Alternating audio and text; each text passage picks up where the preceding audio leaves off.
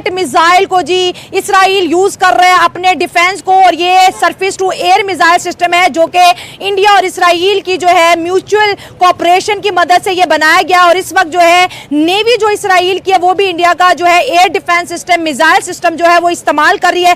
एक तरफ इंडिया बोलता है कि मैं ईरान और इसराइल की वॉर में पीस चाहता हूं, दूसरी तरफ जो है मेड इन इंडिया को प्रमोट किया जा रहा है और धड़ाधड़ जो है हथियारों की जो सप्लाई है वो इसराइल को दी जा रही है। इंडिया इसराइल को सपोर्ट कर रहा है, लेकिन ईरान ने भाई स्पेशल इंडिया के लिए अपना जो एयर स्पेस है वो दिया है कि आप अपने 1000 जो स्टूडेंट्स हैं उनको एवैक्यूएट कर सकते हैं ईरान के अंदर से। मतलब भाई इतनी पावर हमें नरेंद्र मोदी की नजर आ रही है। इंडिया जो है अपना वेपन बेच रहा है, ठीक है, जो कि उसकी एक स्ट्रेंथ भी है और एक आत्मनिर्भर भारत, मेड इन इंडिया, और इस चीज़ों को वो प्रमोट कर रहे हैं। तो इसको आप ईरान किस तरह से देखता है और इसराइल के लिए कितना प्लस पॉइंट है? देखिए, पाकिस्तान तो ईरान को सपोर्ट कर रहा है, लेकिन ये सियासी सपोर्ट है, मिलिटरीली तो पाकिस्तान सपोर्ट नहीं कर रहा। एस्केलेट करती है ये वॉर, तो हमें भी तैयार रहना चाहिए। और एक जहां हमने इंडिया को सबक सिखाया, इंशाल्लाह हमें जो है इसराइल को भी सबक सिखाना चाहिए और उनको पता होना चाहिए कि भाई आइंदा किसी मुसलमान मुल्क पे हमने जो है ना सोच समझ के जो है ना कदम उठाना। नेतन्याहू चाहता है कि मिडिल ईस्ट को वो ना बर्बाद करो और ग्रेटर इसराइल की बात करते हैं, लेकिन यहाँ पे इसराइल को इस वक्त देखिए बहुत ज्यादा बैकलैश मिल रहा है पाकिस्तान की जानिब से, चाइना की जानिब से, फिर उसके बाद देखिए रशिया बहुत ज्यादा जो है इस वक्त इसराइल और अमेरिका को आंखें दिखा रहा है।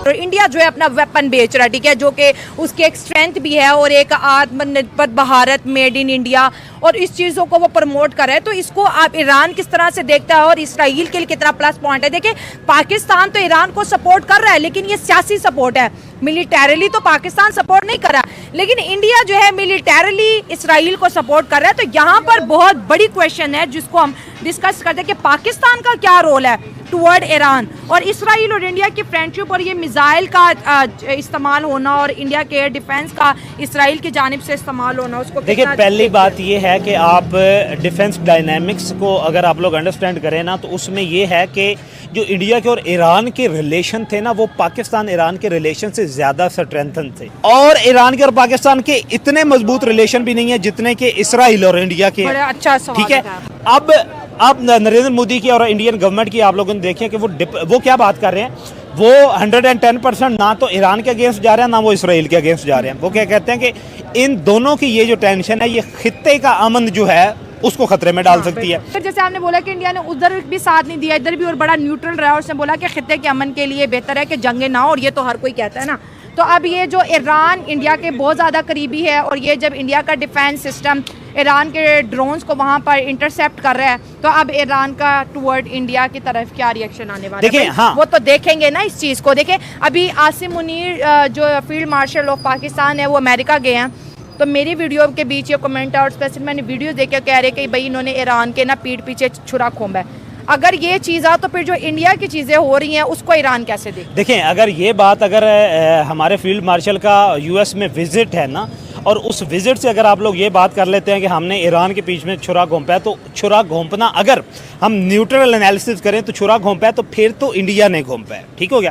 इंडिया जिस तरह वो क्लेम करता है कि मैं इसराइल के साथ खड़ा हूँ, अगर इन केस ऑफ वॉर, तो क्या इंडिया उसी तरह ही ओपनली आ रहा है जिस तरह आप जो है, क्योंकि वो अपनी चीज़ें तो दे रहे हैं ना। देखें, ओपनली तो इंडिया नहीं आएगा, लेकिन ये है कि ये इंडिया का एक प्लस पॉइंट है और एक डिप्लोमेटिक सक्सेस है कि वो अपना मिसाइल सिस्टम जो है वो यूज़ करवा रहा है। देखें, अभी तक वो टेस्ट नहीं किया गया था इंडिया ने, क्योंकि इंडिया और पाकिस्तान के दरमियान ये छोटी सी टेंशन हुई है। ठीक है, उसके अलावा क्योंकि इंडिया ने अपना कोई भी डिफेंस सिस्टम यूज़ करना है तो पाकिस्तान के अगेंस्ट करना है, पाकिस्तान ने करना है इंडिया के खिलाफ।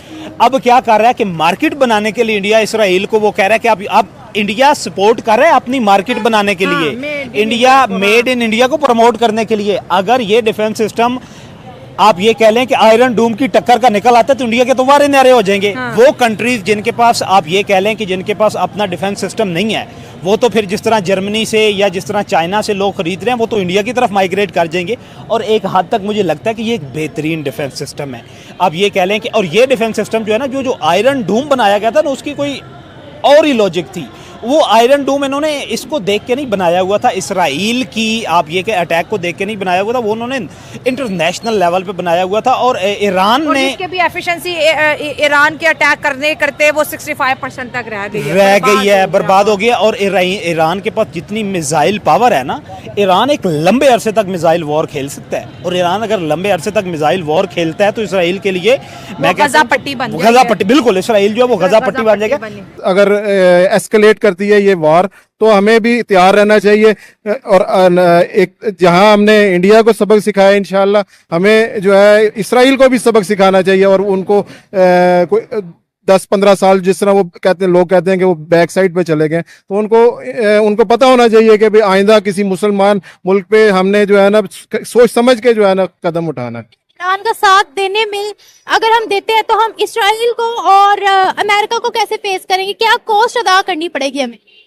ये तो हमें एक मर्तबा दुनिया जो है वो जिंदा कौमों के साथ जो है ना वो खड़ी होती है, और ताकतवर कौमों के साथ हमें एक मर्तबा ये इनिशिएटिव लेना पड़ेगा। अगर बात सुने, हम IMF से लोन लेते हैं, हम अमेरिका से एड लेते हैं। अगर अब देखिए जंगें भी जो होती हैं उनमें भी पैसे की जरूरत होती है, विदाउट पैसा आपसे जंग भी नहीं लड़ सकते हो। तो जब हम एड जो है वो अमेरिका से लेते हैं, अब हम अमेरिका के ऑपोजिशन में जाएंगे, इसराइल के ऑपोजिशन में जाएंगे, तो वहां से कुछ तो सैंक्शंस लगेंगे ना पाकिस्तान पे, एड तो कट होगी ना, तो हम फिर उनके साथ भी कैसे लड़ेंगे? इसीलिए मैं कह रही हूँ कि हमारी जो डिप्लोमेटिक पॉलिसी होगी वो कैसी होगी? इस डिप्लोमेटिक पॉलिसीज जो है ना उससे तो फिर हम दिन ब दिन आगे जितना वो हम डिग्रेड होते जा रहे हैं मिन हैसुल दुनिया में भी और अपने इस्लामी ममालिक में भी। हम एक एटॉमिक पावर हैं और हमें इस एक मर्तबा खड़ा होना पड़ेगा।